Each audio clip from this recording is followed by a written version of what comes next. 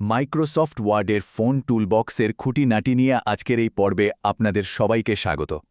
আমরা সবাই তো ওয়ার্ড ব্যবহার করি, কিন্তু কখনো ভেবে দেখেছেন ঠিকঠাক টুল ব্যবহার করে একটা সাধারণ ডকুমেন্টকে কতটা আকর্ষণীয় করে তোলা যায়? এর আসল ক্ষমতা কিন্তু এই টুলগুলোর মধ্যেই লুকিয়ে আছে।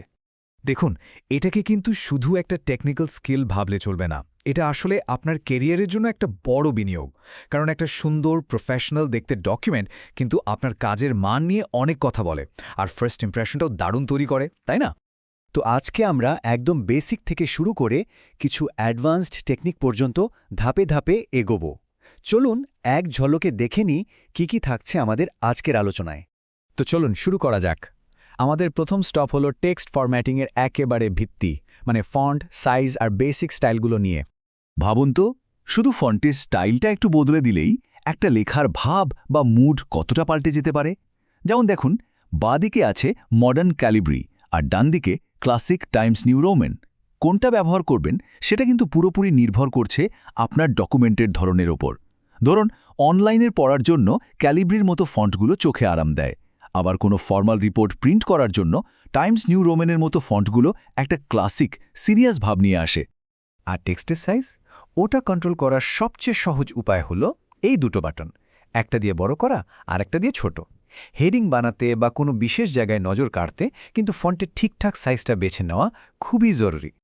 আর এই তিনটা তো আমাদের সবার পরিচিত: বোল্ড, ইটালিক আর আন্ডারলাইন।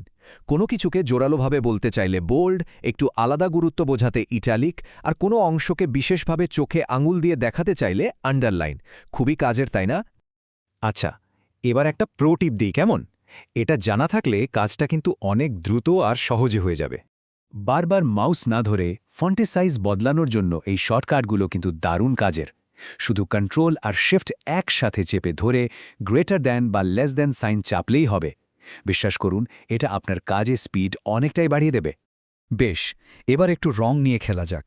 চলুন দেখি কি করে রং ব্যবহার করে আমাদের ডকুমেন্টকে আরও জীবন্ত করে তোলা যায় আর দরকারি তথ্যগুলোকেও ফুটিয়ে তোলা যায়।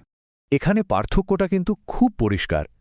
ফন্টের রং বদলানো মানে হল লেখার রংটাই পাল্টে দেওয়া, আর হাইলাইট করা মানে হল লেখার পেছনে একটা রং দেওয়া। ঠিক যেমন আমরা মার্কার পেন দিয়ে বইয়ের পাতায় দাগ দিই, সেই রকম। দুটোরই কিন্তু নজর কাড়ার জন্য দারুণ কাজের। আর যদি আরও একটু স্টাইলিশ কিছু করতে চান, তাহলে ফন্ট কালারের মধ্যেই একটা অপশন আছে, গ্রেডিয়েন্ট ফিল। এটা দিয়ে লেখায় একাধিক রং এমনভাবে মেশানো যায় যে দেখতে দারুণ লাগে।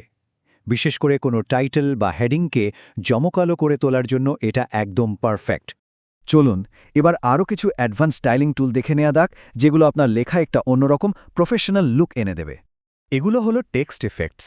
আউটলাইন দিয়ে লেখার চারপাশে একটা বর্ডার দেয়া যায়, শ্যাডো দিয়ে একটা 3D এফেক্ট আনা যায়, রিফ্লেকশন দিয়ে জলের মতো প্রতিচ্ছবি তৈরি করা যায়, আর গ্লো দিয়ে লেখাকে আরও উজ্জ্বল করে তোলা যায়। এগুলো দিয়ে সাধারণ হেডিংও অসাধারণ হয়ে ওঠে।